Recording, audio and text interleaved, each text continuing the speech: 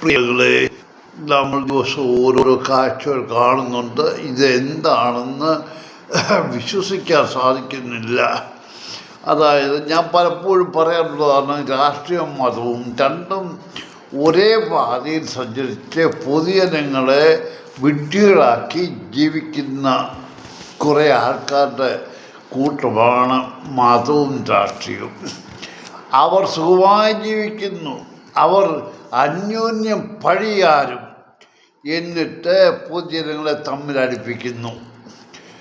ഇന്നത്തെ പത്രവാർത്തയിൽ ഓർത്തസഭയുടെ തലവൻ കൊലക്കേസിലെ 1-ാം പ്രതി മത്തായി 3-ാമൻ കഞ്ഞിക്കുഴിയിൽ രാത്രിയിൽ BJP ഓഫീസിൽ പടക്കിഴിയുമായി പോയി കൊടുത്തേച്ച് പോകുന്ന ആ മനുഷ്യൻ സ്നേഹസംഗമം എന്തുവാ തിരുവനന്തപുരത്ത്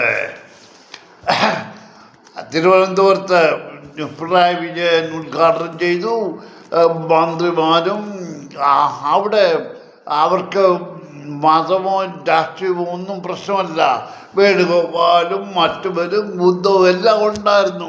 ഇതൊന്നും ഒരു ദിവസം കൊണ്ട് സംഘടിപ്പിക്കുന്ന പഴയ നേരത്തെ പ്ലാൻ ചെയ്ത് എടുക്കുന്നതാണ്. മനസ്സിലാക്കണം. ഇവരെന്തെങ്കിലും തലപ്പത്ത് കയറി നിന്ന് സ്നേഹസംഗമം, ജനമൈത്രി എന്തൊക്കൊന്നവാ. എന്നാൽ ഈ നാറിയ മനുഷ്യൻ ബാവ എന്നും പറഞ്ഞിരിക്കുന്നവൻ, അവൻ 2 ദിവസത്തിന് മുമ്പേ കുറച്ച് കാര്യങ്ങൾ പറഞ്ഞതിൻ്റെ പ്രശ്നം ഇതുവരെ തീർന്നിട്ടില്ല. ഹിന്ദുക്കൾ അവിടുന്ന് ഇവിടുന്നും വന്നവരാണ്. 750 തന്നെ ക്രിസ്ത്യാനികൾ കേരളത്തിലുണ്ടായിരുന്നു. അത് ഇവൻ്റെ വല്യപ്പച്ചനായിരുന്നു ആദ്യത്തെ ഇവിടുത്തെ ക്രിസ്ത്യാനി.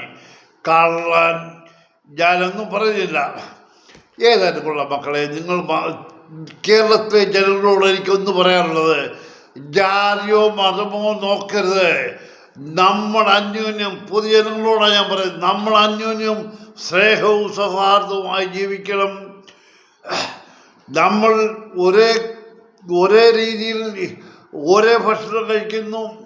നമ്മൾ അന്യോന്യം അടുത്തടുത്ത വീടുകളിൽ താമസിക്കുന്നു. നമുക്കൊരാപത്ത് വന്നാൽ അയൽവക്കത്ത് താമസിക്കുന്ന ഹിന്ദുവോ അല്ലെ ക്രിസ്ത്യനോ മുസ്ലിമോ അന്യോന്യമായിരിക്കും സഹായിക്കുന്ന, അല്ലാതെ ഈ കുണം പിടിക്കാത്ത രാഷ്ട്രീയ നേതാക്കളോ മത നേതാക്കളോ വരത്തില്ല. അത് നമ്മൾ മനസ്സിലാക്കണം.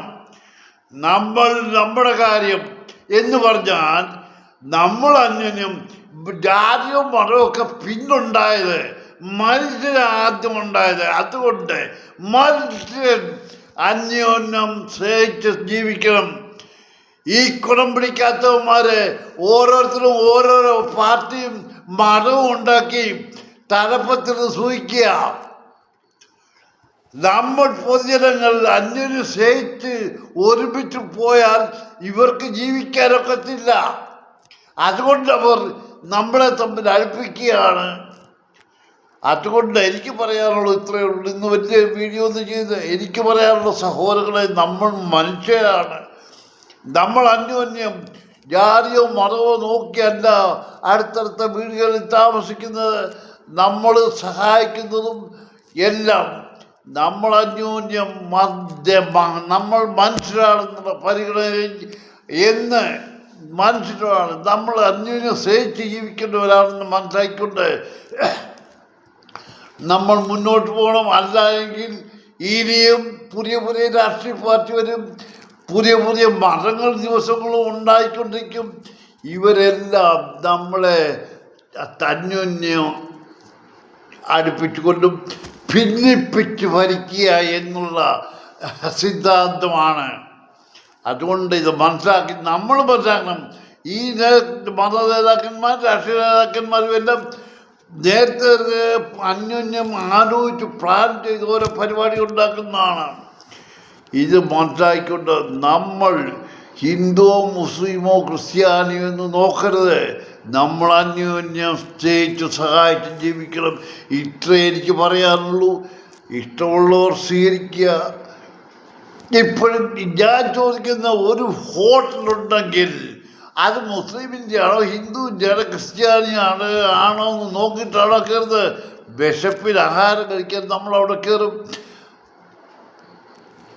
അല്ലാതെ അവിടെ കയറാതിരിക്കുമോ? ഇല്ല. അവിടെയും സ്പർദ്ധ ഉണ്ടാക്കാനാണ് ഈ നേതാക്കന്മാർ നോക്കുന്നത്, അല്ല ഒന്നുമില്ല. നമ്മൾ ജീവിക്കണം, നമുക്ക് ജീവിക്കണമെങ്കിൽ സ്നേഹവും സൗഹാർദ്ദവുമായിട്ട് പോകണം. നമ്മൾ അന്യോന്യം ഭിന്നിച്ച പൊതുജനങ്ങൾ ജീവിക്കരുത്. നമ്മൾ മനുഷ്യരാണ്. നമ്മൾ അന്യോന്യം സ്നേഹിക്കുന്നതനുസരിച്ച് നമ്മുടെ ജീവിതം നന്മയിലേക്ക് പോകും. ഇപ്പോൾ ഇത്രയേ എനിക്ക് പറയാനുള്ളൂ.